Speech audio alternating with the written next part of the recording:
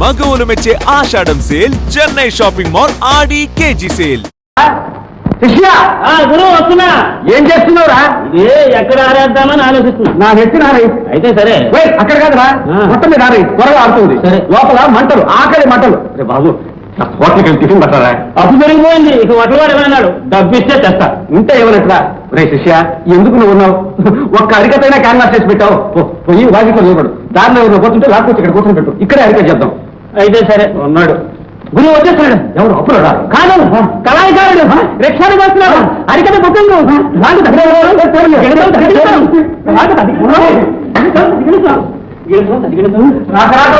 స్వామి, అది పోగొట్టు స్వామి.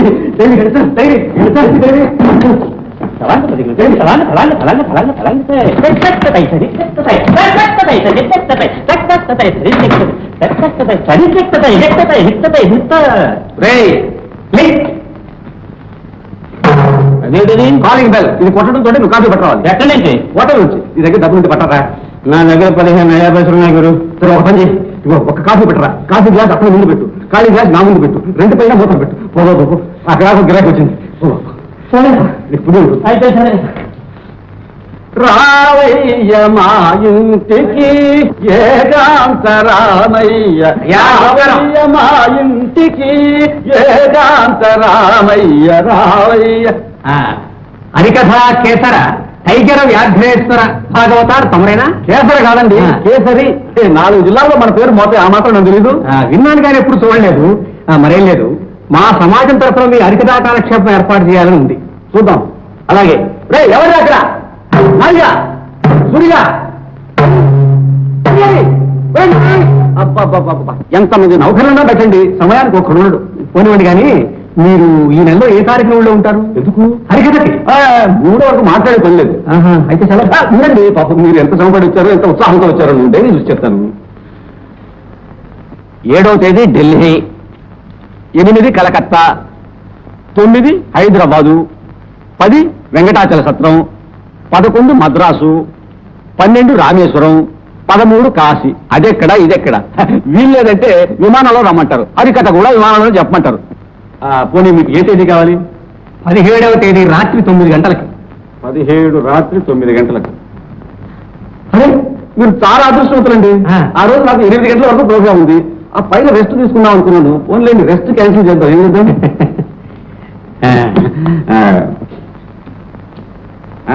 ఎందుకండి ఇవన్నీ? ఇది లైట్ కాఫీ నాకు ఇష్టం. నాకు లైట్ కాఫీ ఇష్టం అండి. ఎందుకు లైట్ తీసుకోండి.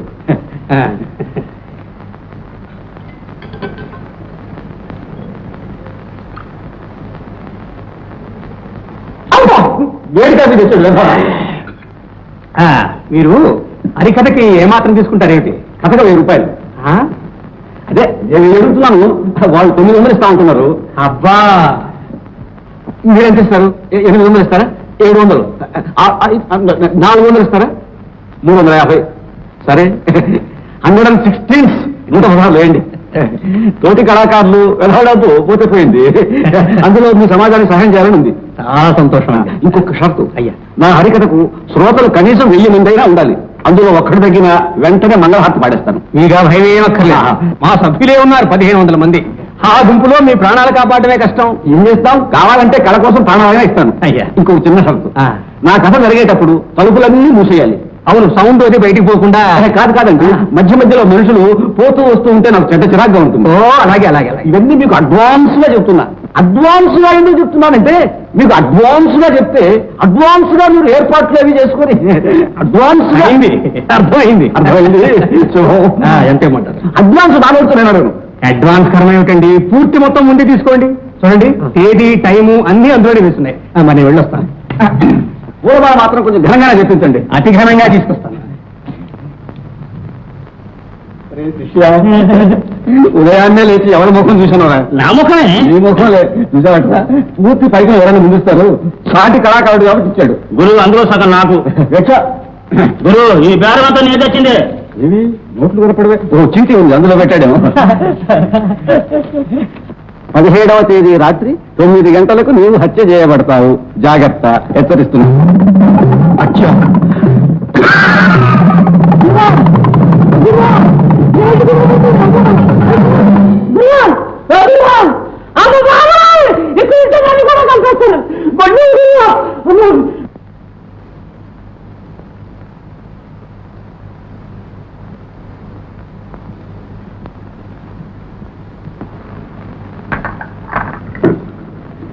రవి లాంటి బుద్ధిమంతుడు మీకు అల్లుడుగా దొరకడం నిజంగా మీ అదృష్టం అంటాను. అదంతా మా అమ్మాయి వసంత అదృష్టం. అంతకంటే మీ సంస్కారానికి విశాల హృదయానికి మనసారా అభినందిస్తున్నాను. మీ తమ్ముడిని చంపింది రవి తండ్రిని తెలిసి కూడా అతనికి మీ అమ్మాయిని ఇస్తున్నారంటే చాలా గొప్ప విషయం. తండ్రి చేసిన నేరానికి కొడుకు ఏం చేస్తాడు? ఏమిటి? రవి తండ్రి మన కుమారుని చంపింది? అవును. అయితే ఈ సంగతి నీకు ముందే తెలుసా? తెలిస్తే ఎందుకు చెప్పలేదు? చెప్పవలసిన అవసరం రాలేదు, చెప్పలేదు. I'm very sorry. ఇది మీకందరికీ తెలుసుననుకుని మాట్లాడాను, క్షమించండి. అమ్మా, చిచ్చి, ఆ కూలిపోడు కుటుంబంతో బియ్యమా? అమ్మా, నా బొందులో ఊపిరుండగా ఈ పెళ్లి జరగటానికి వీల్లేదు. అవ్వా, అవ్వా, అమ్మా, బజార్ వెళ్దామన్నావుగా, వస్తావా? బజార్ లేదు, గిజార్ లేదు, ఊరుకో. ఏంటవా? నీ పెళ్లి ఆగిపోయిందమ్మా. మనల్ని మోసం చేశారు. పెద్ద మనుషుల్లా నాటకం ఆడి నీ గొంతు కొయ్యాలని చూశారు. ఎవరు? ఇంకెవరు? ఆ రవి వాళ్ళ అమ్మ. అవ్వా, ఏమిటి నువ్వన్నది? సరిగా చెప్పు. వసంత, ఆ రవి ఎవరో తెలుసా? నీ నాన్నని కూలీ చేసిన వాడి కొడుకమ్మా. నా కొడుకుని పొట్టన పెట్టుకున్నాడు, నా కడుపులో చిచ్చు పెట్టాడు. ఆ దుర్మార్గుడి కొడుకు వీడు. ఈ విషయం ఎన్నాళ్ళు మనకి చెప్పకుండా దాచిపెట్టి మోసం చేశాడు. అవునమ్మా, దేవుడికి నా మీద దయ రాలేదు. ఈ ఘోరాలన్నీ చూడమని నన్ను ఇంకా ఈ భూమి మీద ఉంచాడు. నా కొడుకుని చంపిన వాడి కొడుకు నిన్ను కట్టబెట్టి నీ గొంతు కొయ్యడానికేనమ్మా నేను ఇంకా బ్రతికున్నది. అమ్మా, నువ్వు పొరపాటు పడుతున్నావు. రవి చాలా బుద్ధిమంతుడు. పులి కడుపున పిల్లి పిల్లలు పుట్టవురా? అలా నమ్మొద్దమ్మా. రవి నేను బాగా ఎరుగుతుంది. రత్నం లాంటి వాడు. నువ్వు నాకేం చెప్పక్కర్లేదు. ఏమైనా సరే ఈ పెళ్లి జరగటానికి వీల్లేదు.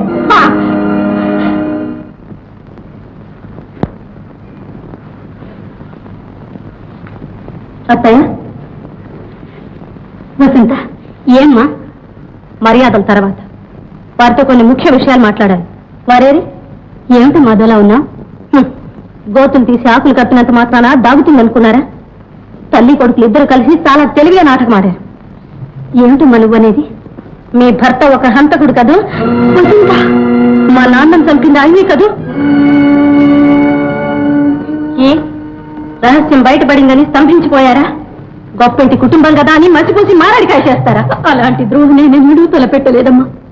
ఈ రహస్యం నీకు తెలియకూడదని కాదు, రవికి తెలియకుండా ఉండాలని నా తాపత్రయం. మీ స్వార్థం మీరు చూసుకున్నారే కానీ నా సంగతి ఆలోచించారా? మా కుటుంబాన్ని దుఃఖ సముద్రంలో ముంచిన ఆయన కొడుకుని నేను ఎలా చేసుకోగలను? రవి తల్లి ఎంత దుఃఖం గుండెల్లో దాచుకుని తన బిడ్డను పెంచుకుంటున్నదో తెలుసా? తండ్రి హంతకుడిని బిడ్డకు తెలియకుండా ఎన్ని కళ్ళతో కాపాడుకుంటున్నదో ఎరుగుదవా? నువ్వెన్నైనా చెప్పు నాయన, ఈ పెళ్లికి నేను ఒప్పుకోను. ఏ నువ్వు మాత్రం నీ తమ్ముని గురించి పడ్డ ఆవేదనంతా మర్చిపోయావా? లేదమ్మా, మర్చిపోలేదు. కానీ అందుకు ఇతరులను నిందించడం మాత్రం పొరపాటు. ఏం మనవాడేం తక్కువవాడా? వాడు ఒక హంతకుడే. ఏమిటి? ఏమన్నా? అవునమ్మా, వాడి భార్య చావుకు కారణం ఎవరు? వాడు కదూ. ఆవిడ ఒక మనిషిగా చూశాడా? నెలల పర్యంతం ఇంటి ముఖం చూడకుండా త్రాగుడు జూదం ఒకటేమిటి అన్ని రకాల వ్యసనాలకు లోనై ఆవిడ బ్రతుకులో నిప్పులు పోశాడు. ఆ మనోవ్యాధిని ఆమె కుళ్ళి ప్రాణాలు విడిచింది. నీ కొడుకు ప్రవర్తనే నీ కోడల్ని చంపింది. నీ కళ్ళ ముందే ఆ ఇల్లాలు పడిన నరకయాతనంతా మర్చిపోయావమ్మా? లేదు నాయన, మర్చిపోలేదు. నీ కొడుకు ఒక జోదుగాడు, ఇంకొక జోదుగాడు అతన్ని చంపాడు. ఆ చంపిన వాడు చనిపోయాడు. ఇదంతా నీ మనసు కష్టపెట్టడానికి చెప్పేది. ఈ పెళ్లి ఆపవద్దని చెప్పడానికే చెప్తున్నా. మన కుటుంబానికంతా వసంత ఒక్కగానొక్క బిడ్డ. దాని జీవితాన్ని మన చేతులతోనే పాడు చేయుద్దాం.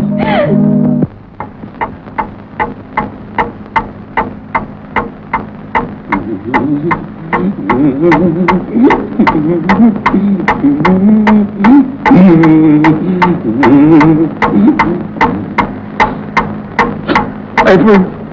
8:50 అయిపోయింది. ముహూర్తం 9 గంటలకు. ఇంకా 10 నిమిషాల్లో గోయిందా గోయిందా. ఏకాకి పలకరించే దిక్కు కూడా లేదు. పెళ్ళైనా చేసుకున్నాడు కాదు, పెళ్ళైనా తోడుండేది. ఇప్పుడు చస్తే ఏడ్చే దిక్కు కూడా లేరు. ఒక్కసారి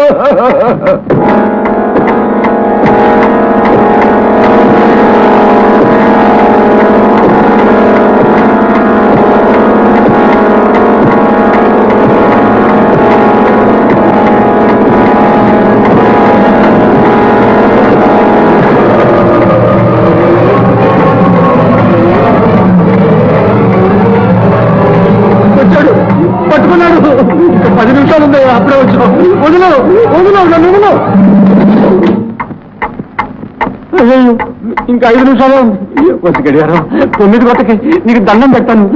నీకే చెప్పేది ఆగో.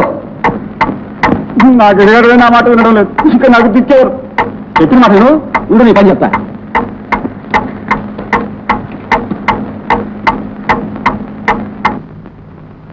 ఇప్పుడేం చేస్తా? అట్టకాదు నీ పని. నేనంటే అందరికీ లోకం అయిపోయానా? అయ్యో ఎందుకని గదిలోకి వెళ్ళాకు.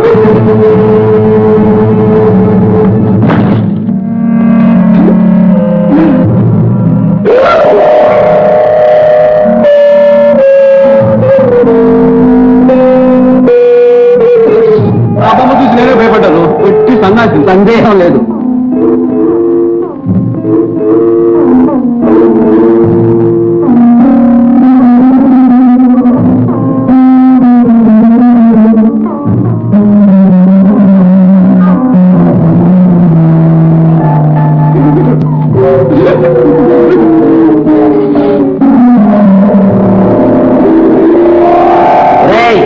మంగళహారతి పాడమంటావా? పాడు పాడు. వచ్చే ముందు వీళ్ళనే చూస్తాను. ఓరి దద్దమ్మ, ఈ ఏళ్ళతో నీ పని ఆఖరు. నాకు తెలుసు, నువ్వేం భయపెట్టకర్లా. సత్యం ఒకే తెలిసి వస్తాను. నాతో పాటు నువ్వు తెస్తావు. అది మాత్రం జ్ఞాపకం ఉంచుకో. ఏటాలు చేస్తున్నావు. చస్తాను. వీరుల్లాగా పోరాడి చచ్చి వీర స్వర్గం అలంకరిస్తాను. కానీ పోయే ముందు ఒక ముఖ్యమైన పని విన్ను.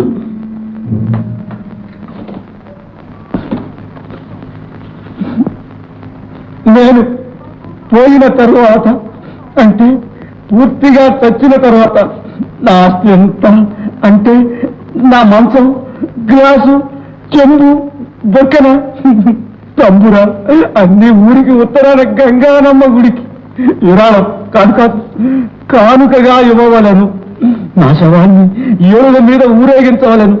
ఇట్లు హరికథాకే చచ్చేటప్పుడు కూడా బిరుదులు ఎందుకు? ఒట్టి వ్యాఘ్రేశ్వర భాగవతారు. మీ అందరూ వద్ద సెలవు తీసుకుంటున్నారు. ఈ రోజు మీకు నాకు రుణం తెలిపోయింది. మంచమా నీకు నా రుణకల్ల సరిపోయే, ఇంకేటి ఆశ పైన. కానీ నీకు నాలాంటి తేలిక మనిషి దొరకడు. నువ్వు ఏ బోండాలు పాలవుతావు. I can't help it. దారిలో దాహం అయితే చచ్చేవాడికి దాహం ఏంటి? దాహంతోనే తెచ్చారనుకుంటాను.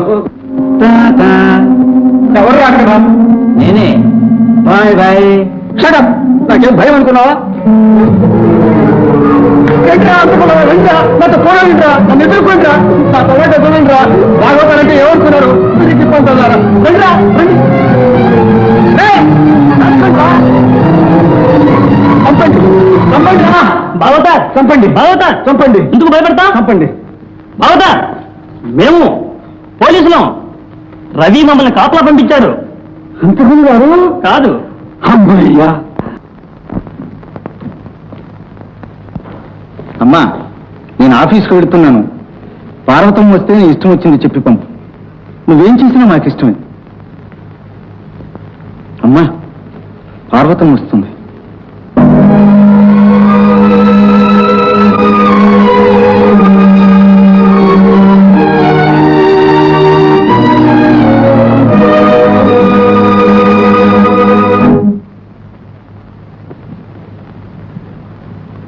పెళ్లి విషయం మాట్లాడదామని వచ్చాను.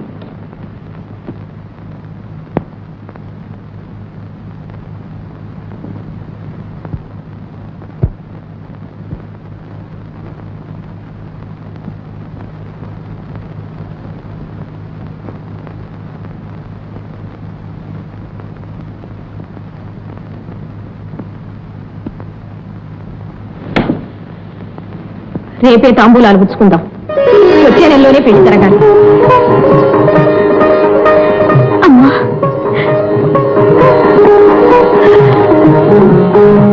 లేమ్మా.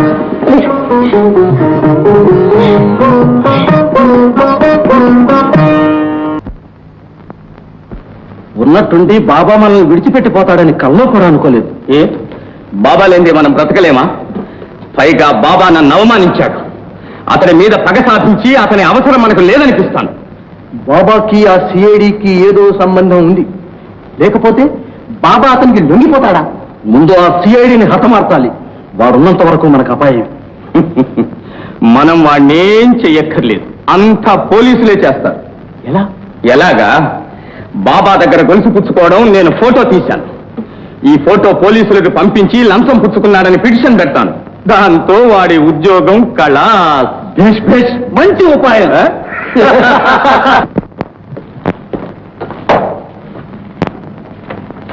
రవి, ఏమిటండి ఇది? Suspension order. ఏం చేశారండి? ఆ వడ్డీ వ్యాపారి బాబా దగ్గర ఇంకొక గొలుసు తీసుకున్నావట, నిజమేనా? నిజమేనండి, తీసుకున్నాను. డబ్బిచ్చి తీసుకున్నావా? లేదండి. కానుకగా తీసుకున్నావా? బాబాను మనం అనుమానిస్తున్నాం. అతని దగ్గర నీవు తీసుకున్న కానుకను లంచంగా పరిగణించి నీ మీద చర్య తీసుకోవాల్సిందిగా నాకు ఆర్డర్ వచ్చింది. మీరు నమ్ముతున్నారా? నమ్మకం అలా ఉంచు. పోలీస్ ఆఫీసర్ అయ్యుండి నువ్వు కానుకలు తీసుకోవడం తప్పని తెలుసా? తప్పే సార్. ఆనాడు నాలో ఏదో శనిగ్రహం ప్రవేశించింది, కాదని లెక్క తీసుకున్నాను. కానీ ఆనాడే డబ్బిచ్చి కూడా ఇంకో లెక్కేసుకున్నాం సార్. ఆ దొంగల ముఠాను పట్టుకోవడానికి నువ్వు కావాలని ఆలస్యం చేస్తున్నావని, దానికి కారణం ఇలాంటి లంచాలేమని ఒక ఆకాశరామన్న ఉత్తరం, దాంతో ఒక ఫోటో కూడా వచ్చాయి. రవి, నువ్వు ఆ గొలుసు లంచంగా తీసుకోలేదని నిరూపించగలవా? నిరూపిస్తాను సార్. నువ్వు తీసుకున్నప్పుడు సాక్షులు ఎవరైనా ఉన్నారా? ఉన్నారండి. ఎవరు? ఆ ఫోటోను చూడొచ్చా? ఓయ్,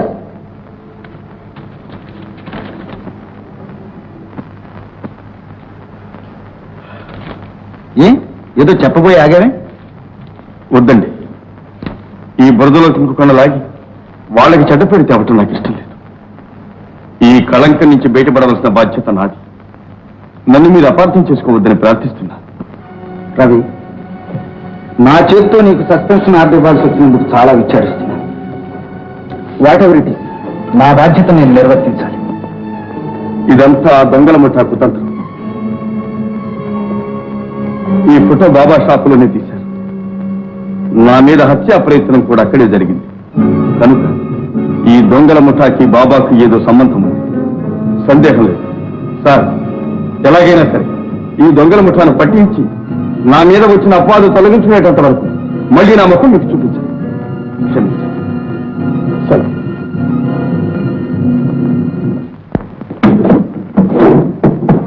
అమ్మా, అమ్మా, ఆనాడు బాబా ఇచ్చాడని గొలుసిచ్చాని అదేదమ్మా? ఎక్కడ పెట్టావమ్మా? ఎక్కడో పెట్టి మర్చిపోయాను ఆయన. ఎంత వెతికినా కనపడలేదు. అయ్యో, ఎంత పని చేశావమ్మా? దాన్ని నేను లంచంగా తీసుకున్నానని నా మీద నేరం ఆరోపించారమ్మా. బాబా దగ్గర నువ్వు తీసుకునేది లంచమా? అవునట.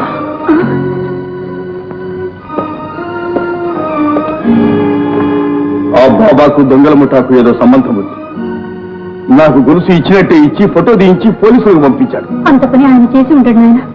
నిజంగా నీకు ద్రోహం చేసేవాడైతే ఆనాడు అపాయం నుంచి నిన్నెందుకు కాపాడతాడు చెప్పు? అది నాటకమైన నా అనుమానం.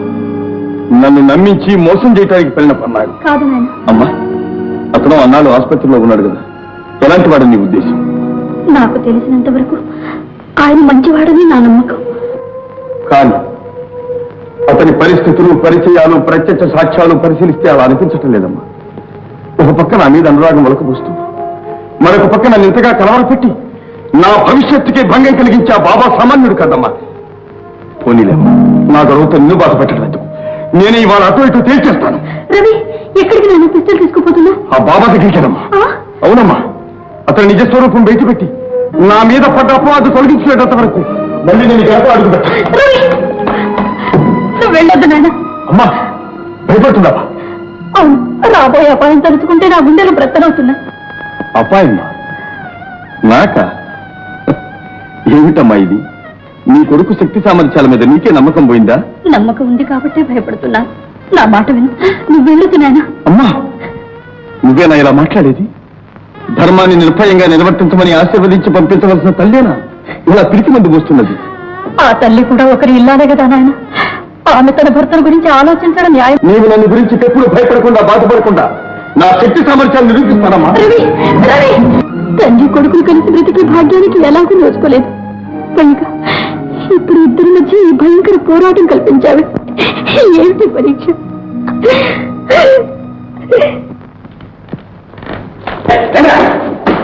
మనల్ని పట్టుకోవాలని పోలీసులు తీవ్రంగా గాలిస్తున్నారు. బహుశా బాబాయే మనల్ని పట్టివచ్చు. ముందు వాణ్ణి సభా చేయాలి, తరువాత సిఐడి ఇన్స్పెక్టర్ ఆ రవిని హతమార్చాలి. రే రత్నం, అయ్యా, ముందు మనం ఈ చోటు ఖాళీ చేయాలి. మీరంతా వెళ్ళి మన పాత మకాల్లోనే ఉండండి, నేను అక్కడికే వస్తాను. అలాగే సార్.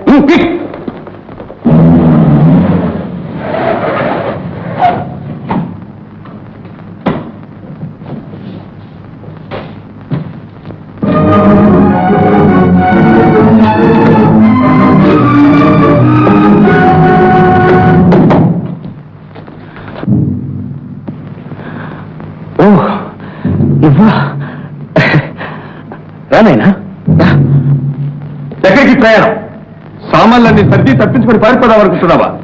ఏమిటైనా అలా మాట్లాడుతున్నావు? నేను ఒక పోలీస్ అధికారిని, నీకు తెలుసా? తెలుసు. తెలిసే మా అమ్మ కానుకని వంకబెట్టి ఆ గొలుసు నాకిచ్చావు.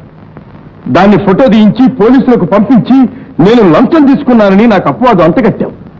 ఫోటో తీయించానా? నేనా? నాకేం తెలియదు నాయనా. ఇంకా నన్ను మోసం చేయలేవు. నేను అడిగిన దానికి సూటిగా సమాధానం చెప్పు. నా మీద కత్తి విసిరింది ఎవరు? ఏమిటి నాయనా ఈ ప్రశ్నలు? నన్ను ఎందుకు ఇలా అపార్థం చేసుకుంటున్నాను? ఇంతకాలం అపార్థమే చేసుకున్నాను, ఇప్పుడు సరిగా అర్థం చేసుకుంటున్నాను. నా మంచితనాన్ని అవకాశంగా తీసుకుని నా మీద ప్రేమాభిమానాలు వలకబోసి నన్ను మోసం చేశావు.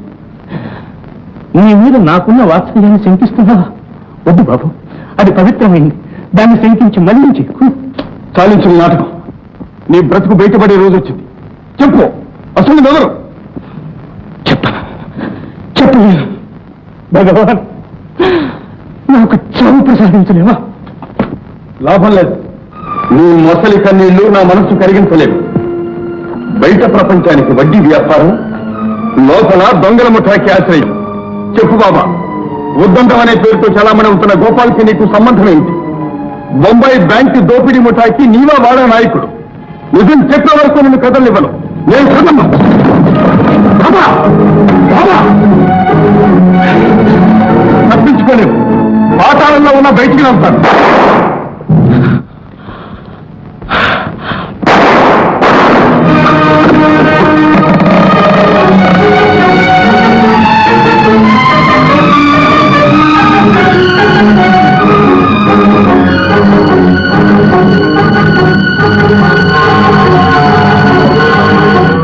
ఎక్కడికి పారిపోతున్నా? నా ఇష్టం. అడగడానికి నువ్వు నన్ను గురించి సిఐడికి ఏం చెప్పావు? మమ్మల్ని అందరినీ పట్టించి నువ్వు మంచివాడు అనిపించుకోవాలనే? చెప్పు, ఇన్నాళ్ళు నేను దోచుకొచ్చిన సొమ్మంతా ఎక్కడ దాచావు?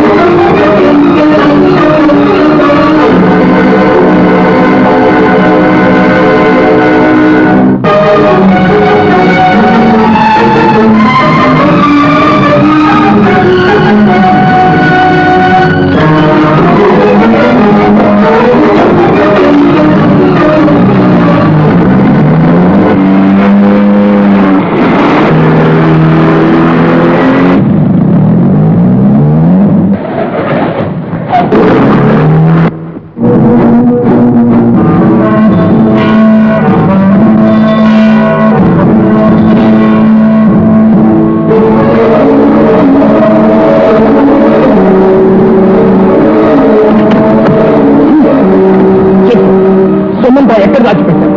నిజం చెప్పకపోతే నీ ప్రాణాలు తప్పు. ఎవడో రైలు కింద పడి చనిపోతే నీ బట్టలు వాడికి తొడిగి నువ్వే చనిపోయావని ఇన్నాళ్ళు లోకాన్ని, పోలీసుల్ని మోసం చేశావు. నన్ను మాత్రం మోసం చేయలేవు. చలపతి, నీ ప్రాణాలు ఇప్పుడు నా చేతుల్లో ఉన్నాయి. చెప్పు.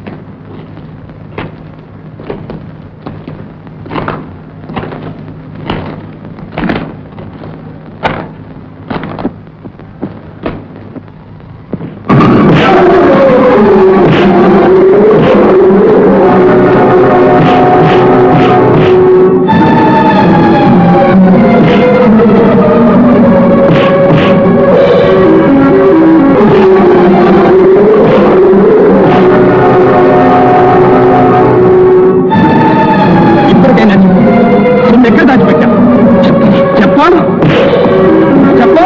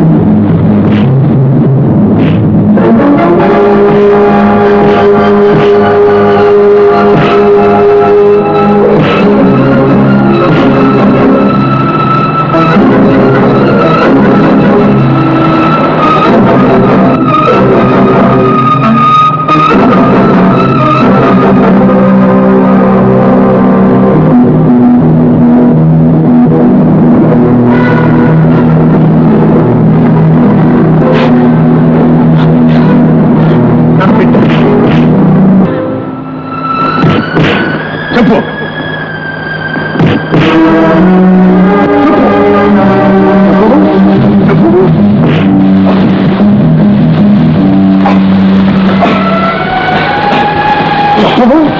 చెప్తాను. మా అందరికీ నాయకుడు కాదు. నాళ్ళు గుడ్డివాడిగా నటించి మమ్మల్ని అందరినీ మోసం చేసి అతను చూశారు.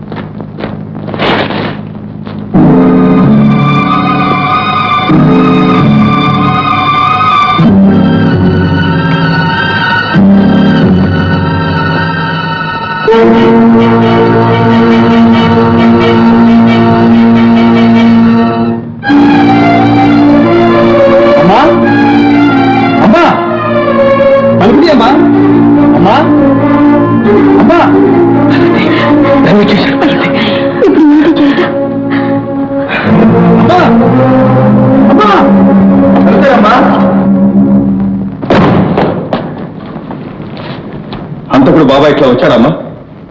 అతను హంతకుడు నీకెలా తెలుసు? తెలియకపోవటం ఏంటమ్మా, నేను కళ్ళారా చూశాను. ఒకరిని చంపి ఇటే వచ్చాడు. అడుగుదాడలను బట్టి అతను మన ఇంట్లోకి వచ్చేట్టే తెలుస్తుంది. వచ్చాడమ్మా, చెప్పమ్మా. రవి, నాకొక చిన్న సహాయం చేస్తావా? అదేమిటమ్మా అలా అడుగుతావు? తల్లిని మించిన దైవం లేదంటారు. చెప్పమ్మా, నీకేం కావాలి? మాట్లాడదామమ్మా. ఆ బాబాని. ఆ బాబాని? ఏమిటమ్మా బాబాని? ఆయన్ని వదిలిపెట్టు బాబు. చట్టాన్ని ధిక్కరించి తిరుగుతున్న ద్రోహిని వదిలిపెట్టడమా? ఏమిటమ్మా ఈ అన్యాయం? ఏమిటి, ఎందుకు నన్ను అడగవద్దు, నేను చెప్పలేను. రవి, నువ్వు మాత్రం ఆయన్ని బంధించవద్దు. ఎక్కడైనా పోయి బ్రతకని.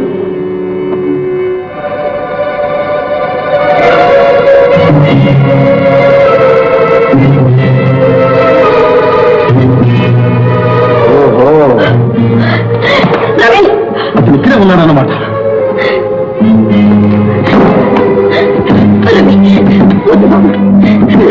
Hello, police station. రామదాస్ కి ఇన్స్పెక్టర్ పోలీస్ స్టేషన్. అంతకుడు మా ఇంట్లోనే ఉన్నాడు. అవును సార్, మీరు దయచేసి వెంటనే అతన్ని నువ్వే తెచ్చావు. హంతకుడికి మన ఇంట్లోనే స్థానం ఇచ్చావు. ఎంతైనా ఇంత మంచితనం పనికిరాదు. మా మాట విను నాయన. నీ చేతుల మీదుగా ఆయనకు బేటీ వేయకు. ఆ ఘోరం నేను చూడలేను. ఇందులో ఘోరమే ఉందమ్మా. నేను ఒక పోలీస్ అధికారిని, అతను ఒక హంతకుడు. మా ఇద్దరికి పొత్తిలా కుదురుతుందమ్మా. మా ఇద్దరిలో ఎవరో ఒకరు చచ్చే వరకు ఈ పోరాటం తప్పదు. వద్దు బాబు, అంత మాట అనొద్దు. నేను భరించలేను. నా మాట విని ఆయన వదిలిపెట్టు బాబు. అమ్మా, తల్లి కొడుకు ఉపదేశించే ఉపదేశం ఇదేనమ్మా? ఇప్పుడు నేను నీ తల్లిగా అడగడం లేదు. ఒక అబల, ఒక పోలీస్ అధికారిని ప్రాధాన్యపడి అడిగినట్లు అడుగుతున్నాను. సరే, నేను పోలీస్ అధికారిగానే సమాచారం ఇస్తున్నాను. ఎంతైనా నువ్వు చేసింది తప్పు. ఒక హంతకుడికి ఆశ్రయం ఇచ్చి ఇంట్లో ఉంచటం నేరం. ఆ నేరానికి నేను శిక్ష స్వీకరిస్తాను. నన్ను బంధిస్తున్నాయన. అంత మాత్రం చేత అతను నిర్దోషి కాలేడు. అమ్మా, ఎందుకమ్మా నన్ను ఇలా పరీక్షిస్తున్నావు? నా మీద వచ్చిన అపనిందను తొలగించుకునే ఈ అవకాశాన్ని చేతులారా ఎందుకమ్మా పాడు చేస్తున్నావు? మాటలతో ఆలస్యం చేయబోతున్నాయన. పోలీసులు వచ్చేలోగానే ఆయన్ని విడిచిపెట్టు. అందుకే నా ప్రభుత్వం నన్ను జీతమిచ్చి పోషిస్తుంది. రామ్మా,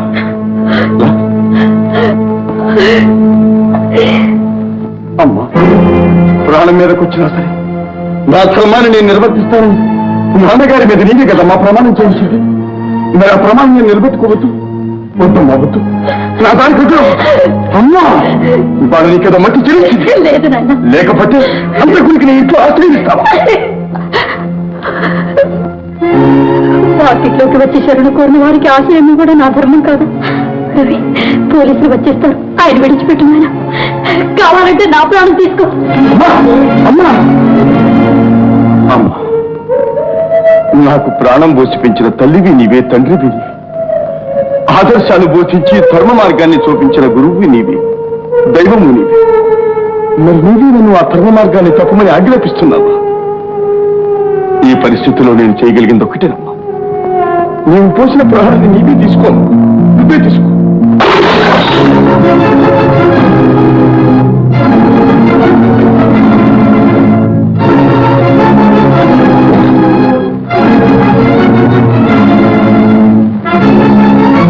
లేదు, ఇక మీ అమ్మ మాట్లాడు. బాబా, అవును, ఏ నిజం నీకు తెలియకూడదని ఎంతకాలం దాచి ఉంచింది. ఆ నిజం బయటపడే సమయం వచ్చిందని భరించలేక కన్ను మూసింది నాయన. నీ తల్లి శాశ్వతంగా కన్ను మూసింది. అమ్మా, అమ్మా, అమ్మా,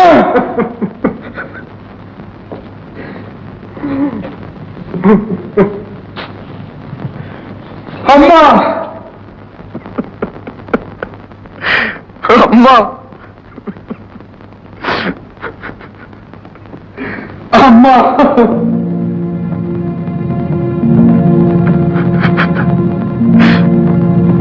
చలపతి,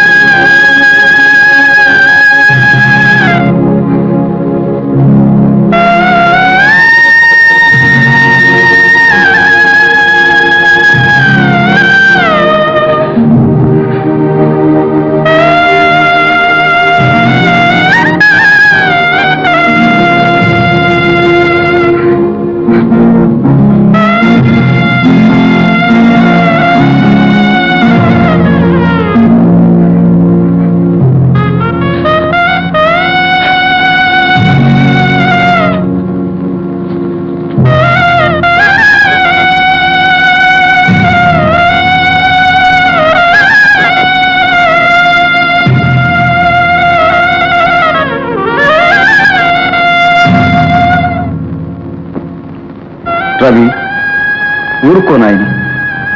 చనిపోయాడనుకున్న భర్త మళ్ళీ ప్రాణాలతో తిరిగి వచ్చి తన కొడుకు భవిష్యత్తునే కోరి చివరకు తన ప్రాణాలని ధారపోసిన ఉత్తమురాలు నీ తల్లి. ఏమిటి? అవును రవి, నీ తల్లి ముత్తైదు. కొన్ని సంవత్సరాలుగా తప్పించుకు తిరుగుతున్న బాబాయే నీ తండ్రి చలపతి. బాబా బాబా మా నాన్న? అవును, అతను హంతకుడన్న విషయం నీకు తెలియకూడదని ఆమె ప్రాణాలు విడిచింది. భర్తకు భార్యగా ఉండి సుఖపడే దానికన్నా బిడ్డకు తల్లిగా ఉండి అతని భవిష్యత్తును ఉజ్వలం చేయడమే స్త్రీధర్మమని ప్రపంచానికి చాటిన పరమపావని నీ తల్లి.